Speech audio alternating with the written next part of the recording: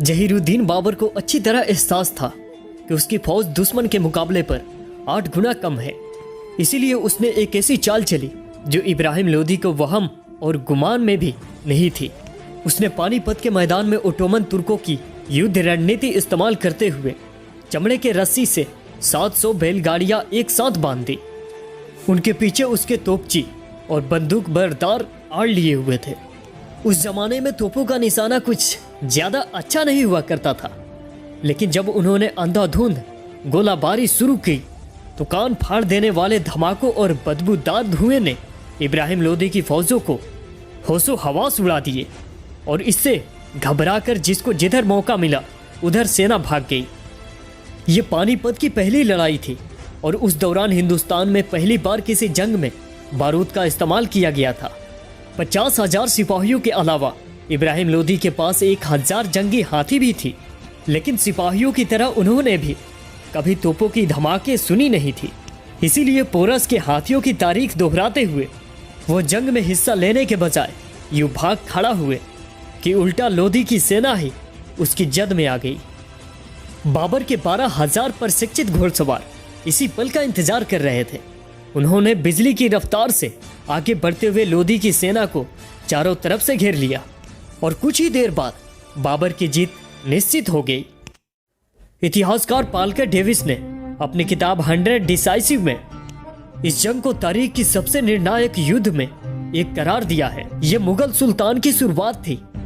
Ottoman युद्ध रणनीति के अलावा इस जीत में 2 तुर्क तोपाचियों उस्ताद अली और मुस्तफा ने भी अहम भूमिका निभाई थी। उन्हें ऑटोमन साम्राज्य के पहले सुल्तान सलीम प्रथम ने बाबर को तोहफे के तौर पर दिया था। बाबर के बेटे और उत्तराधिकारी हुमायूं को ओटोमन तुर्कों का ये एहसास याद था। वो सलीम प्रथम के बेटे सलमान द ग्रेट को एक खत लिखकर शुक्रिया अदा किया। हुमायूं के बेटे अकबर ने ओटोमन तुर्कों के साथ किसी तरह का संबंध कायम करने की कोशिश नहीं की। उसका एक कारण यह हो सकता है कि ओटोमन तुर्क ईरान के सफी राजवंश से लगातार युद्ध की हालत में थे और अकबर सफी को नाराज नहीं करना चाहते थे। अलबत्ता उनके उत्तराधिकारियों शाहजहां और औरंगजेब ने तुर्कों के साथ अच्छे संबंध बनाए रखे थे। मुगल ओटोमन तुर्कों को दुनिया के तमाम मुसलमानों का खलीफा मानते थे। सिर्फ मुगल ही नहीं बल्कि हिंदुस्तान के दूसरे मुस्लिम रियासतों भी तुर्कों को अपना खलीफा समझते थे। सत्ता पर बैठते ही ये सुल्तान तुर्कों को अपनी स्वीकृति के लिए संदेश भेजते थे। टीपू सुल्तान ने मैसूर की गद्दी पर बैठने के बाद एक विशेष दल कुस्तुनतुनिया तुर्कों की राजधानी भेजा था ताकि उस वक्त के खलीफा सलीम तृतीय से अपनी सल्तनत के लिए स्वीकृति ले ले। सलीम तृतीय ने टीपू को अपना नाम का सिक्का ढालने और जुम्मे के खुतबे, जुम्मे की नमाज से पहले इमाम का भाषण में अपना नाम पढ़वाने की इजाजत दे दी थी। ये अलग बात है कि उन्होंने टीपू की तरफ से अंग्रेजों के खिलाफ लड़ने के लिए सैन्य मदद की अपील ठुकरा दी थी, क्योंकि उस वक्त वो खुद रूसियों से लड़ रहे थे और इस हालत में शक्तिशाली अंग्रेजों की दुश्मनी नहीं मोल लेना चाहते थे।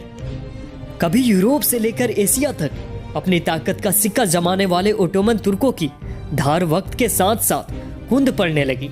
इतिहासकार मानते हैं कि 18वीं और 19वीं सदी में साइंस और टेक्नोलॉजी में यूरोप ने तेजी से प्रगति की, लेकिन तुर्क ऐसा नहीं कर सके। प्रथम विश्व युद्ध में तुर्कों ने जर्मनी का साथ दिया था और जंग के खत्म होते होते तुर्कों का साम्राज्य हाशिए पर चला गया। हिंदुस्तान के मुसलमानों का इसका बड़ा दुख हुआ, क्योंकि वो तुर्की के खलीफा को अपना धार्मिक गुरु मानते थे। उन्होंने 1919 में मौलाना मोहम्मद अली और मौलाना शौकत अली के नेतृत्व में खिलाफत आंदोलन की शुरुआत की। हिंदुस्तानी मुसलमानों ने अंग्रेजी साम्राज्य को धमकी दी कि अगर उन्होंने तत्कालीन तुर्क खलीफा अब्दुल हमीद को तख्ता से हटाने की कोशिश की तो हिंदुस्तानी मुसलमान अंग्रेजों के खिलाफ बगावत कर देंगे।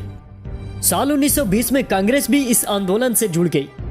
महात्मा गांधी के असहयोग आंदोलन की शुरुआत खिलाफत के मुहिम से हुई थी। दिलचस्प बात यह है कि जिन्ना ने इसका साथ नहीं दिया था, क्योंकि उनका मानना था कि यह राजनीति को धर्म से जोड़ने की कोशिश है, जो उनकी नजर में सही नहीं था।